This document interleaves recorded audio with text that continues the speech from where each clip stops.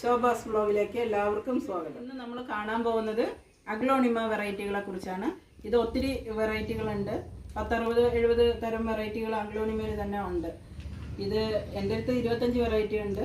അതിൽ പകുതി ഞാൻ ഇന്ന് ഒരു 5-6 വെറൈറ്റീനെ കുറിച്ച് ഇന്ന് കാണിക്കാൻ ബാക്കി വരുന്ന എപ്പിസോഡുകളിൽ നമുക്ക് കാണാം. അപ്പോൾ നമ്മൾ വീഡിയോയിലേക്ക് പോകുന്നതിൻ്റെ മുന്നാലെ നിങ്ങൾ ആദ്യമായിട്ടാണ് എൻ്റെ ചാനൽ കാണുന്നതെങ്കിൽ ഒന്ന് സബ്സ്ക്രൈബ് ചെയ്യുക. അതിൻ്റെ തൊട്ടടുത്തുള്ള ബെല്ലൈക്കൺ ഒന്ന് അമർത്തുക. നമ്മൾ പരിചയപ്പെടുന്ന ആദ്യത്തെ വെറൈറ്റിയാണ് ഇത്. ഡിഫൻബാക്കിയ ട്രോപ്പിക്കൽ എന്ന് പറയുന്നതിൻ്റെ പേര്. ഇത് നമുക്ക് ഓഫീസിലൊക്കെ നന്നായിട്ട് വെക്കാൻ പറ്റുന്ന ഒരു ചെടിയാണ്. എപ്പോഴും അതേപോലെ ഭംഗി കീപ്പ് ചെയ്യുന്ന ഒരു ചെടിയാണ്. കൂടുതൽ നമുക്ക് ഇതിന് പരിചരണമൊന്നും ആവശ്യമില്ല.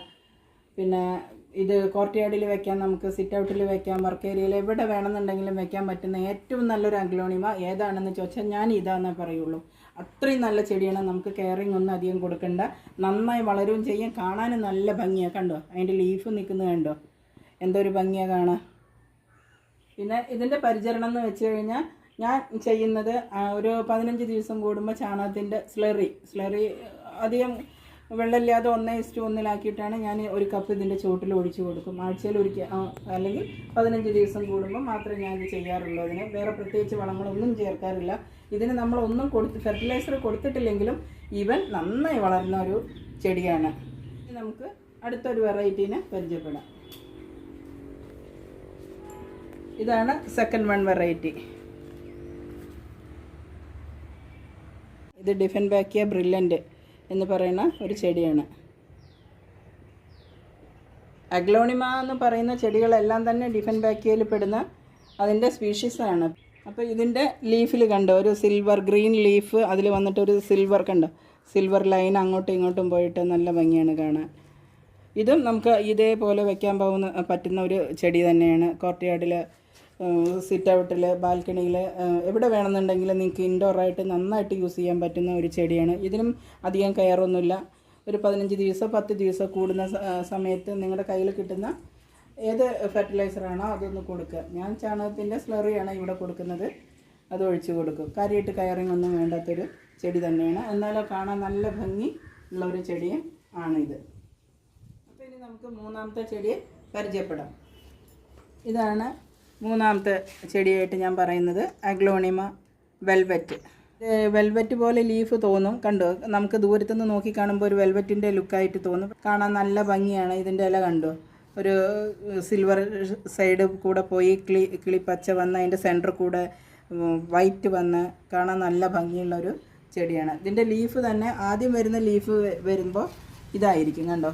ലാസ്റ്റ് അത് വന്നപ്പോഴത്തേക്ക് ഒരു ഫുൾ ഒരു ഗ്രേ കളറിലേക്ക് പോയി. അത് നമ്മൾ തളിര് വരുന്ന സമയത്ത് കാണാനാണ് ഭംഗിയുണ്ടോ. ഒരു യെല്ലോ ഷെയ്ഡിൽ വന്നിട്ട് തളിര് വരുന്ന ഇല കണ്ടോ, ഒരു യെല്ലോ ഷെയ്ഡിൽ വന്നിട്ട് ഗ്രേ, അതിൽ പച്ച മഞ്ഞ ഒക്കെ മിക്സായിട്ട് വരുന്നതാണ്. നല്ല ഭംഗിയുള്ളൊരു ചെടി തന്നെയാണിത്. ഇതും ഇതേപോലെ തന്നെയാണ് ഇതിൻ്റെ കെയറിങ്. ഇതിന് അധികം കെയറിങ്ങിൻ്റെ ആവശ്യമില്ല. നമ്മൾ മുമ്പ് 2 എണ്ണം പറഞ്ഞ പോലെയുള്ള അതേ കെയറിങ് തന്നെ ഇതിനും കൊടുത്താൽ മതി. ഇതും നിങ്ങൾക്ക് നന്നായിട്ട് ഇൻഡോറാക്കി യൂസ് ചെയ്യാൻ പറ്റുന്നതാണ്. അധികം വെളിച്ചം വേണമെന്നില്ല.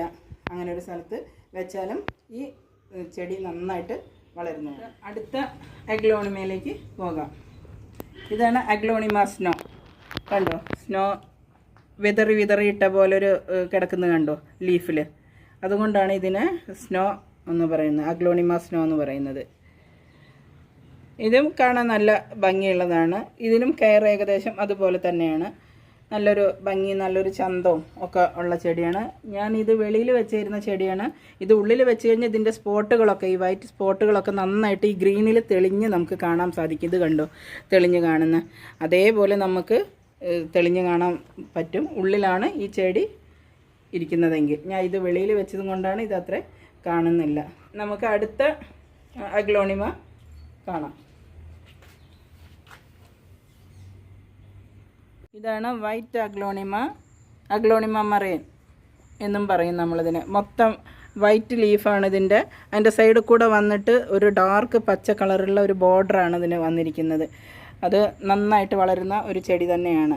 എന്നാൽ നമ്മൾ പറഞ്ഞ മറ്റ് 4 ചെടികളെ അപേക്ഷിച്ചിട്ട് പെട്ടെന്ന് അത്ര ഗ്രോത്ത് ഇതിനുണ്ടാവില്ല. അത് സ്ലോ ഗ്രോത്താണ് ഇതിന് കാണിക്കുന്നത്. ഇത് പക്ഷെ കാണാൻ നല്ല ഭംഗിയാണ്. ഇത് നേരിട്ട് കാണാൻ നല്ല ഭംഗിയുള്ളൊരു ചെടി തന്നെയാണിത്. ചെടിയിലോട്ട് പോവാം. അഗ്ലോണിമ കാണാം. ഇതാണ് അഗ്ലോണിമ കട്ട്ല. അതിൻ്റെ കട്ട്ല പോലെ തന്നെയാണ് കണ്ട, ചെറിയ ചെറിയ ലീഫാണ് ഇതിന് വരുന്നത്. ഒരു ഗ്രേ കളറുള്ള ലീഫ്, അതിലൊരു പച്ച കളറുള്ള ലൈന്, പിന്നെ അവിടെയും ഇവിടെയും കുറച്ച് ഡോട്ടുകളും കുറച്ച് പുള്ളികളും കുത്തുകളും ഒക്കെ ആയിട്ട് ഒരു ചെടിയാണിത്. ഇതും കാണാൻ നല്ല ഒരു ഭംഗിയുള്ളത് തന്നെയാണ്. ഇത് ഇത്ര വലുതാവത്തുള്ളൂ. മറ്റേ അഗ്ലോണിമ കാണിച്ച പോലെ അത്ര അങ്ങ് വലുതാവില്ല. ഇതൊരു കുറ്റിച്ചെടീനെ പോലെ ശകലം കൂടെ ഒന്ന് വലുതാവും.